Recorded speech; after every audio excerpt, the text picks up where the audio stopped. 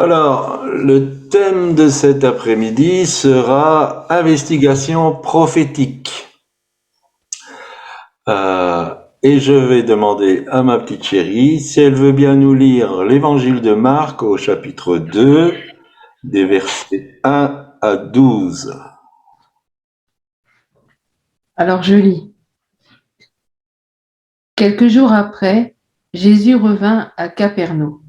On apprit qu'il était à la maison, et il s'assembla un si grand nombre de personnes que l'espace devant la porte ne pouvait plus les contenir. Il leur annonçait la parole. Des gens vinrent à lui amenant un paralytique porté par 4 hommes. Comme ils ne pouvaient pas l'aborder à cause de la foule, ils découvrirent le toit de la maison où ils étaient et ils descendirent par cette ouverture le lit sur lequel le paralytique était couché. Voyant leur foi, dit au paralytique, « Mon enfant, tes péchés te sont pardonnés. » Il y avait là quelques scribes qui étaient assis et qui se disaient au-dedans d'eux, « Comment cet homme parle-t-il ainsi? Il blasphème. Qui peut pardonner les péchés si ce n'est Dieu seul ?» Jésus, ayant aussitôt connu par son esprit ce qu'ils pensaient au-dedans d'eux, leur dit, « Pourquoi avez-vous de telles pensées dans vos cœurs? Lequel est le plus aisé de dire au paralytique, « Tes péchés te sont pardonnés » ou de dire, « Lève-toi, prends ton lit et marche » Or, afin que vous sachiez que le Fils de l'homme a sur la terre le pouvoir de pardonner les péchés, je te l'ordonne, dit-il au paralytique, lève-toi, prends ton lit et va dans ta maison. Et à l'instant, il se leva, prit son lit et sortit en présence de tout le monde, de sorte qu'ils étaient tous dans l'étonnement et glorifiaient Dieu, disant, nous n'avons jamais rien vu de pareil. Merci, merci, merci. Tu es une très, très bonne liseuse. Euh, alors, je vous demande toute votre attention. C'est un message un peu particulier. On utilise souvent ce texte dans le domaine de l'évangélisation et tout ça. Et donc, j'espère me faire comprendre dans ce que je veux partager cet après-midi. Donc, oubliez un peu le repas.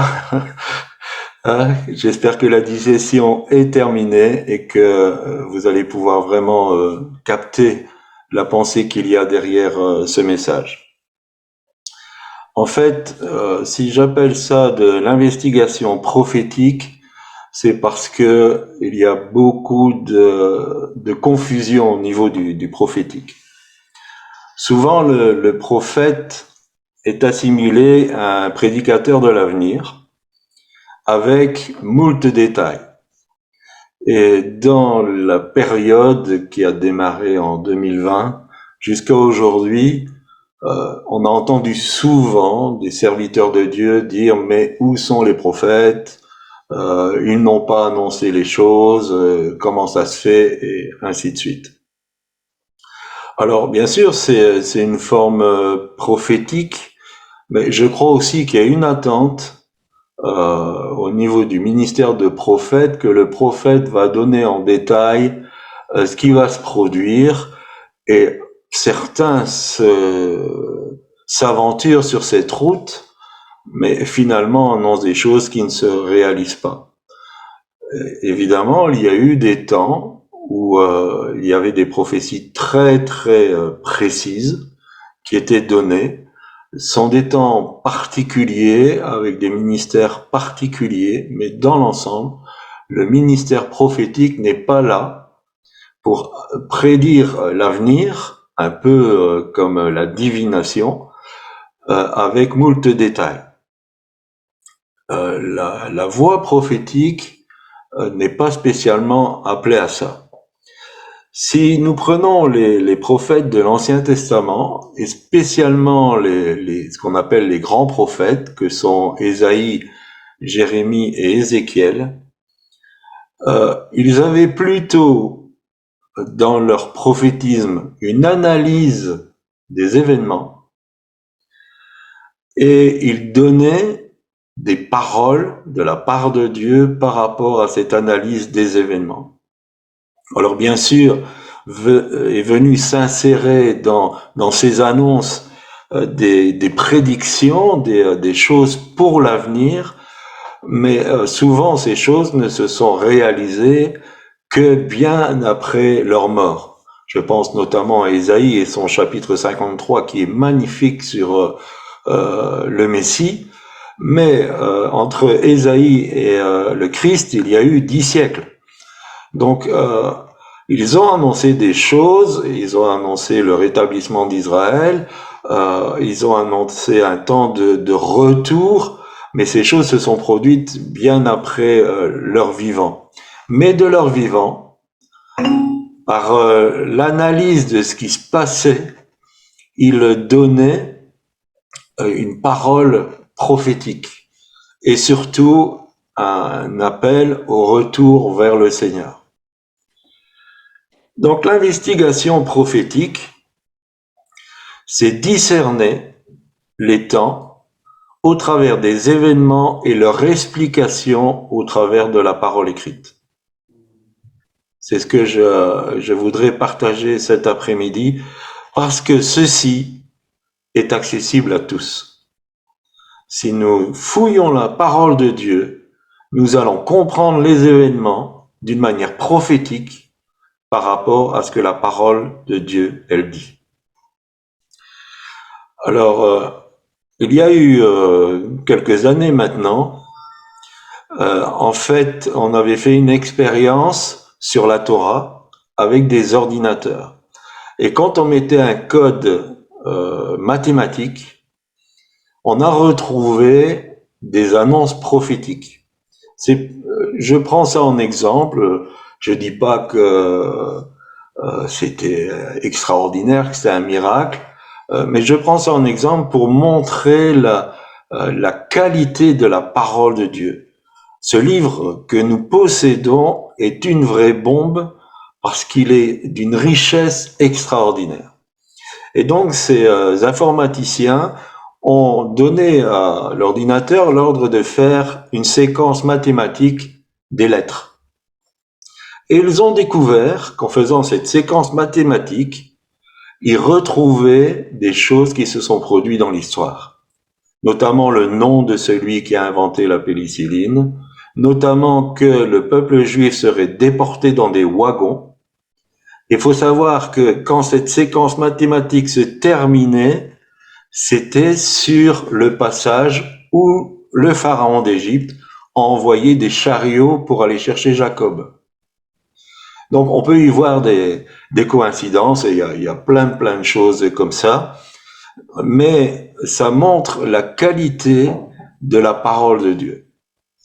Et un fait notoire, c'est que tant que ces informaticiens n'avaient pas l'information, ils ne pouvaient pas décoder quelque chose de l'avenir. Mais ils pouvaient voir dans ces séquences mathématiques des choses qui étaient annoncées et qui s'étaient produites.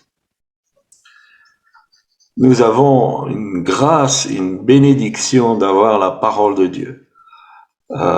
Si vous faites un peu l'histoire de l'Église, on a essayé de la détruire de tous les moyens possibles. Mais Dieu a veillé sur sa parole. Et c'est le premier livre qui a été imprimé. Donc, Dieu a veillé sur sa parole. Malgré des siècles d'obscurantisme, il a permis, et c'est une grâce, ce serait d'ailleurs un sujet de reconnaissance envers Dieu, et elle est arrivée jusque chez nous.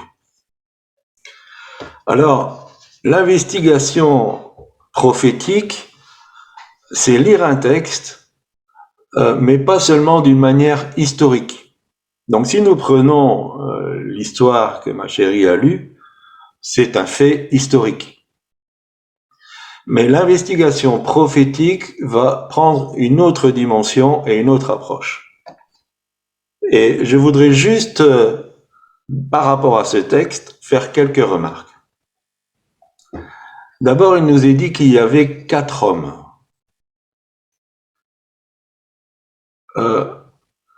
Pourquoi avoir besoin de définir ce détail?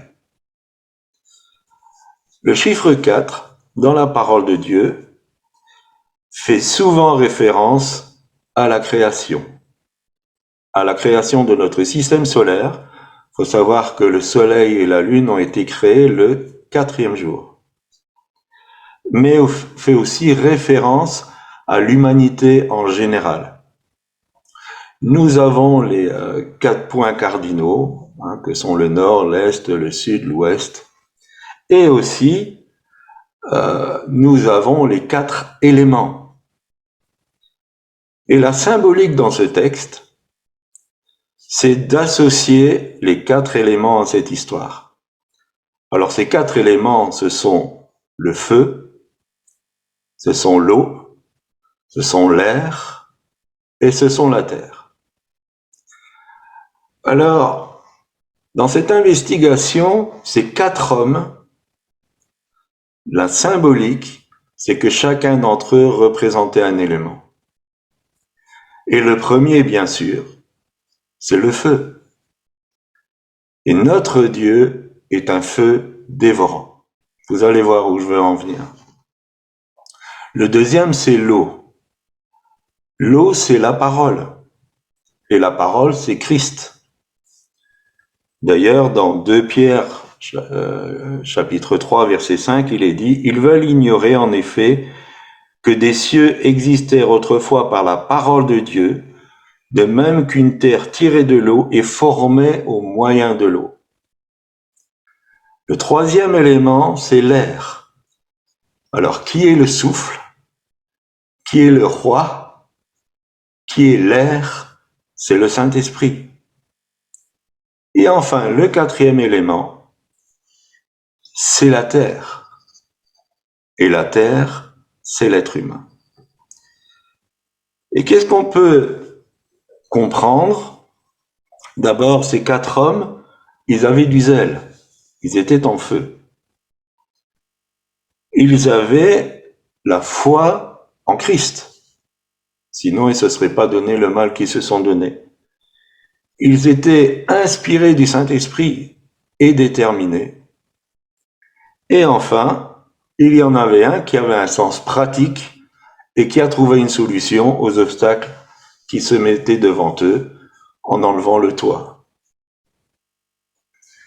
Qu'est-ce que moi je comprends? Qu'est-ce que j'apprends dans cette investigation prophétique? Eh bien, il plaît à Dieu de faire les choses avec les êtres humains. Il plaît à Dieu de faire les choses avec les êtres humains. Et donc, le feu, l'eau, l'air s'étaient associés à la terre pour faire quelque chose. Et cette association, c'est Dieu qui la veut. Dieu serait capable de faire les choses. Il n'a pas, entre guillemets, besoin de nous, mais il a décidé de faire les choses avec nous.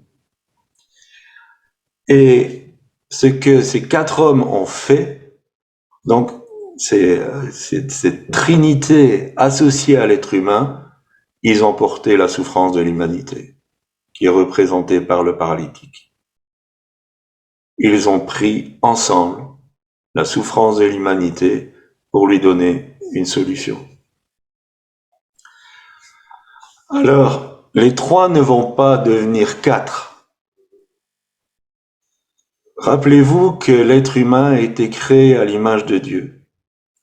C'est quelque chose de très particulier, parce que les anges n'ont pas été créés à l'image de Dieu. La Bible dit « Tu as fait l'homme de peu inférieur aux anges, mais dans son humanité. » Mais l'homme est appelé à rejoindre cette Trinité. Amen. L'homme est appelé à rejoindre cette Trinité. Quand Dieu a créé l'homme, il a voulu que l'homme soit associé à la Trinité. Pourquoi? Et pourquoi les 3 ne deviendront pas 4? Parce que nous serons fusionnés à Christ par le mariage. Nous, les enfants de Dieu, nous allons être fusionnés à Christ par le mariage. Les 2 deviendront une seule chair et là, les deux deviendront un seul esprit. Paul dira dans 1 Corinthiens au chapitre 6, le verset 17, « Mais celui qui s'attache au Seigneur est avec lui un seul esprit. » Alors aujourd'hui, nous sommes la fiancée. Et on peut avoir un bel exemple avec Marie et Joseph. Et Jean-Pierre nous a expliqué tout l'engagement qu'il y avait derrière les fiançailles. C'était un mariage avant que les personnes vivent ensemble. Mais c'était déjà un mariage. Il y avait des promesses. Et Christ s'est promis à nous. Et l'Église se promet à Christ. Mais au jour des noces de l'agneau, nous allons être fusionnés avec lui. Et donc nous allons faire partie de la Trinité. Nous serons co-héritiers avec Christ. C'est un grand mystère, Paul le dit dans Éphésiens au chapitre 5, le verset 32. Ce mystère est grand. Je dis cela par rapport à Christ et à l'Église. Cette fusion est très difficile à comprendre. C'est un mystère. Mais de toute éternité, quand Dieu a créé l'être humain, c'est ce qu'il voulait. Donc c'est une destinée plus que glorieuse qui nous attend, de pouvoir être fusionné à la Trinité, être fusionné à Dieu. Alors je reviens à notre texte de base, et là je vais en tirer un peu des conclusions plus historiques, je vais dire, en disant que la foi déclenche la parole. Voyant leur foi, Jésus dit. Alors, en discutant avec ma chérie, elle a dit, en fait, c'est comme un cercle. Parce que la foi, elle vient de ce qu'on entend. Et ce qu'on entend vient de la parole de Dieu. Et quand cette foi, elle est là, elle produit la parole de Dieu.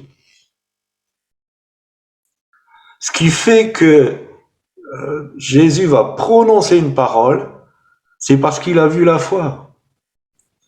Si Dieu ne voit pas la foi dans notre cœur, il va pas donner la parole créatrice. Il va pas donner la parole qui va faire l'exaucement. Il faut qu'il trouve la foi. Jacques nous dit que quand on demande quelque chose, qu'on ne doute pas. Parce que celui qui doute, il ne doit pas espérer recevoir quelque chose de la part de Dieu. S'il n'y a pas de foi, ça ne va pas déclencher la parole créatrice. Alors ce que je vois aussi, c'est que dès que la parole créatrice, elle est prononcée, le diable se lève. Et le diable se lève par l'esprit religieux. Alors, ils n'ont pas osé parler, mais dans leur cœur, leur pensée disait que Jésus était en train de blasphémer. C'est une pseudo-vérité.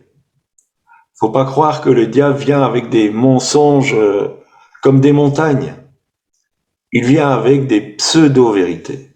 Comme il a tenté Jésus dans le désert, il est venu avec des paroles qui étaient des pseudo-vérités. Il a même cité la parole de Dieu. Donc, le mensonge ne se trouve pas spécialement dans des paroles qui n'ont rien à voir avec la parole de Dieu.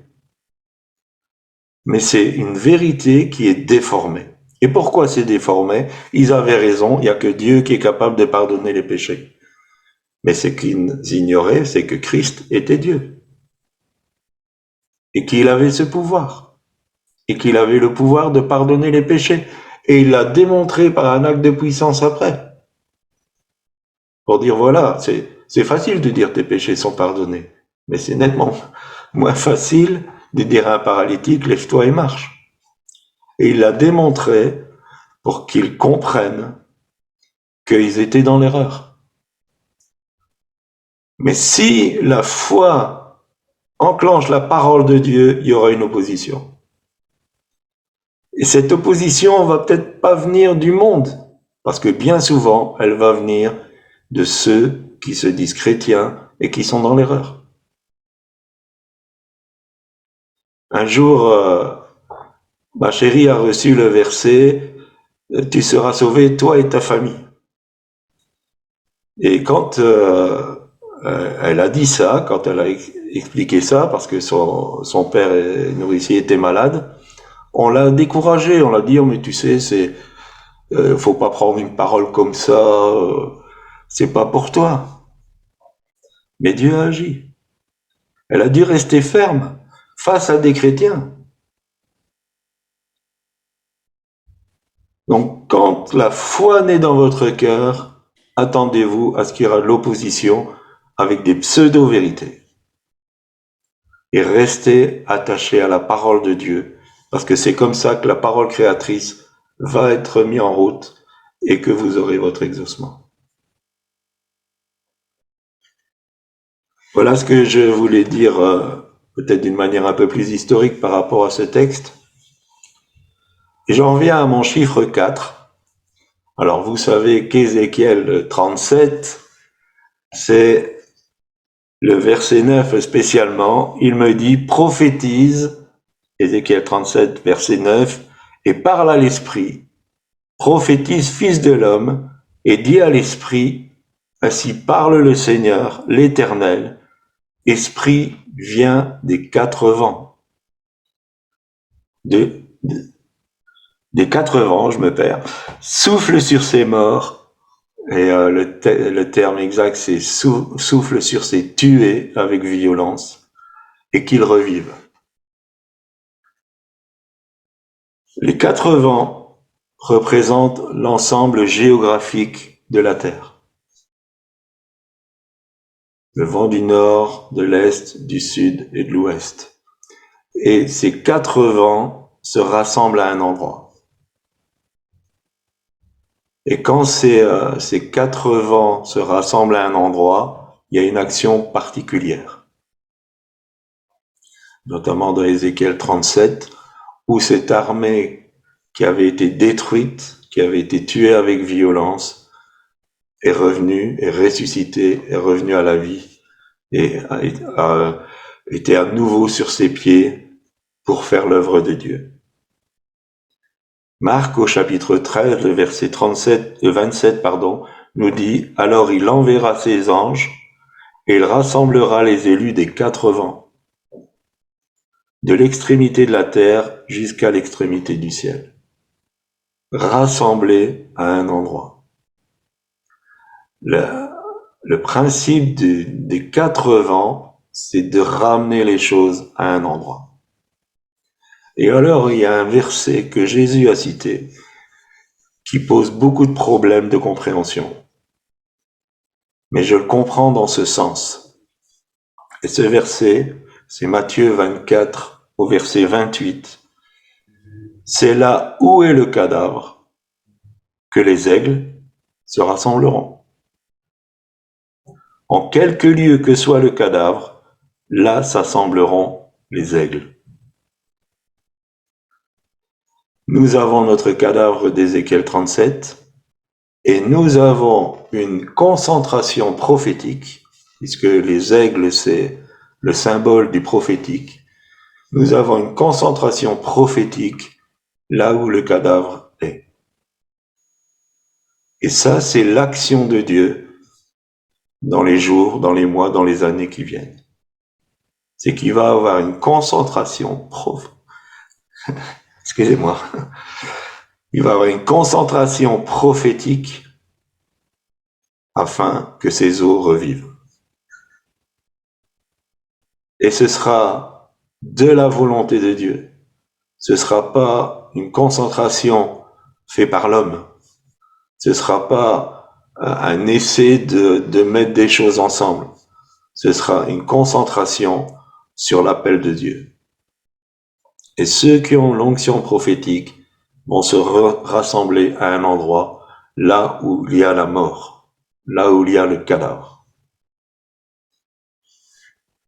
Alors j'ai continué un peu, j'ai regardé les vents, les différents vents. On parle pas beaucoup du vent du nord, du vent du sud, du vent de l'ouest, peu dans la parole de Dieu. On parle beaucoup du vent de l'Est. Et le vent de l'Est, c'est toujours quelque chose de mauvais dans la parole de Dieu. Et j'en prends par exemple Exode au chapitre 10, le verset 13.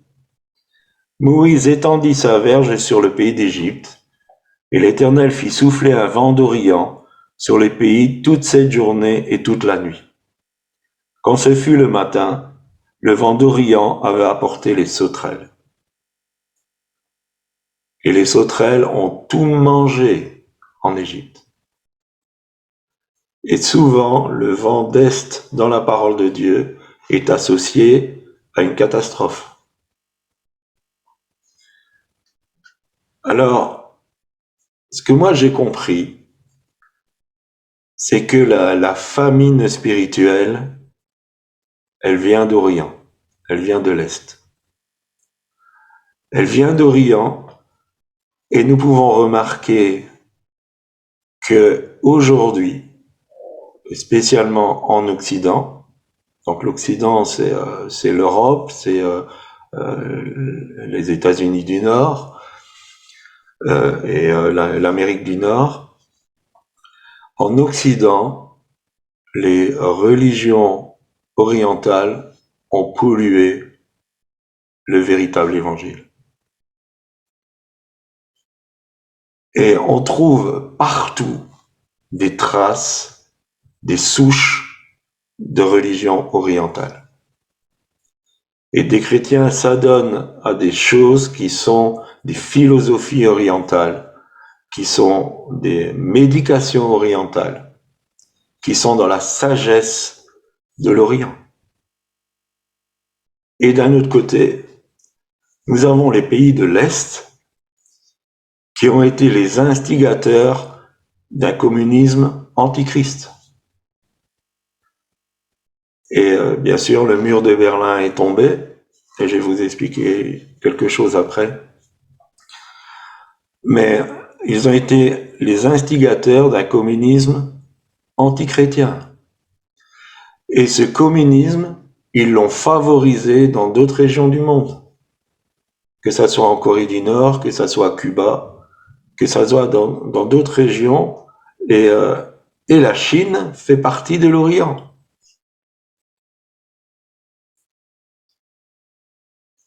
La disette spirituelle vient de l'Orient. Et pourtant, les mages sont venus d'Orient, chercher la vérité. Ils sont venus d'Orient pour chercher la vérité. Cette anecdote, je voudrais vous raconter. Quand moi-même, j'ai fait mon centre de formation biblique, j'avais vu une vidéocassette d'un prophète. Et ce prophète demandait à Dieu pourquoi un pays comme l'Allemagne, qui est de tradition protestante, où il y a eu des choses profondes au niveau de la redécouverte de la parole de Dieu, pouvait être à la base de 2 guerres mondiales. Et le Seigneur lui a répondu, il lui a dit, en 1904, ils ont fait un décret, les églises ont fait un décret qui condamnait les églises de Pentecôte. Les églises ont pris une position officielle contre tout mouvement de Pentecôte. Et pourquoi je crois ça? C'est que ce prophète a dit, et j'ai commencé à m'humilier pour ces choses, et à demander que le mur de Berlin est tombé. C'était en 88 que j'ai vu cette vidéo. J'en ai parlé avec un de mes professeurs, il a dit, mais l'Allemagne ne sera jamais réunifiée. Jamais. Et en 89, le mur de Berlin est tombé et l'Allemagne a été réunifiée. Donc voilà pourquoi je crois les propos de ce prophète dont je me souviens plus du nom, parce que Dieu lui avait dit la cause. Et la cause, c'est que des chrétiens avaient pris des positions officielles contre l'Esprit de Dieu. Et donc, si la famine spirituelle vient de l'Orient, nous avons besoin, nous, d'être libérés de toute cette famine. Et nous pouvons lire dans Exode au chapitre 10, le verset 19, « L'Éternel fit souffler un vent d'Occident très fort qui emporta les sauterelles et les précipita dans la mer Rouge. Il ne resta pas une seule sauterelle dans toute l'étendue de l'Égypte. » Qu'est-ce que je veux dire par là? C'est que le cadavre, il est en Occident. Le cadavre, il est en Occident. Et c'est là que cet rassemblement prophétique va se faire. Et ce rassemblement prophétique va amener ce cadavre à se tenir debout.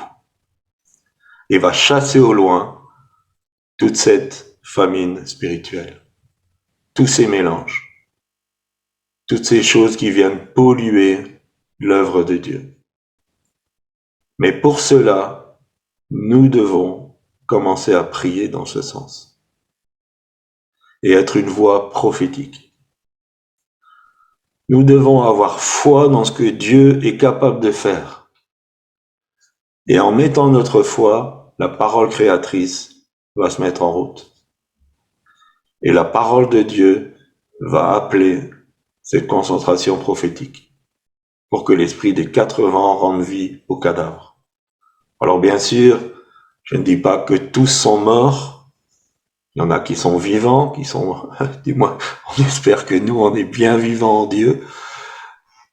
Mais pour beaucoup, c'est la mort spirituelle. Parce que l'esprit religieux s'est opposé à la parole créatrice. Dieu voulait faire les choses, mais l'esprit religieux s'est opposé à la parole créatrice. Voilà ce que je voulais un peu démontrer au travers de l'investigation prophétique. Nous pouvons comprendre ce qui nous arrive. Nous pouvons comprendre quelle est la pensée de Dieu. Nous entendons aujourd'hui des pasteurs qui commencent à se prononcer dans des choses que, et je dis absolument pas ça pour nous mettre en avant, mais à se prononcer pour des choses qu'on avait reçues bien des années avant et qu'on avait mis en synthèse en 2017. Il commence à avoir une prise de conscience. Malheureusement, il y avait tant à faire pour se préparer. Et certains annoncent une dizaine de 7 ans de famine. Et cette famine, elle sera meurtrière pour tous ceux qui n'auront pas emmagasiné les grains. Si nous n'avons pas emmagasiné la parole de Dieu, nous n'allons pas survivre à cette famine. La parole de Dieu dit, on cherchera à trouver une parole de Dieu. Et ils vont chercher partout, il n'y en aura plus. Et si nous n'avons pas emmagasiné cette parole, je ne parle pas d'emmagasiner les prédications des uns et des autres, d'emmagasiner une connaissance, emmagasiner ce que Dieu nous dit au travers de sa parole écrite. C'est indispensable. Et je ne sais pas le temps que vous passez autour de la parole écrite, mais c'est indispensable d'y revenir. Parce que Dieu va vous expliquer où on se situe, quel est votre rôle, quelle est votre mission et comment pouvoir traverser ces temps. Mais si nous ne sommes pas appuyés sur la parole écrite, nous allons être trompés. Trompés. Parce que ce qu'on acceptera comme parole de Dieu aura été déformé par l'esprit religieux. Et parce qu'il sera pollué par toutes sortes de choses qui viennent de religion orientale. Et c'est ce qu'on peut voir dans le peuple de Dieu, c'est qu'il y a tellement de mélanges, tellement de choses. Et c'est une tristesse de voir des centaines de personnes être envoûtées par des gens qui se disent serviteurs de Dieu et qui ne le sont pas, et qui leur font faire des choses n'importe comment. Et le Christ n'est pas leur maître. Le Christ n'est pas leur maître. Et j'espère que, et je terminerai là-dessus, j'espère que cette parole de cet après-midi va vous donner le désir de plonger vos regards dans la loi parfaite. Ceux qui auront plongé leur regard dans la loi parfaite. Plongez vos regards dans la parole de Dieu et il vous enseignera. Il va vous parler personnellement, à chacun en particulier. Je vous remercie de m'avoir écouté et si vous voulez, nous allons prier.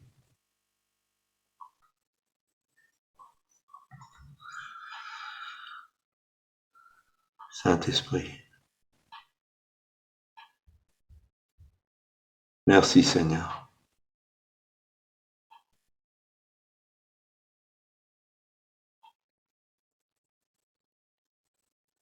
Merci Seigneur pour ton amour envers nous.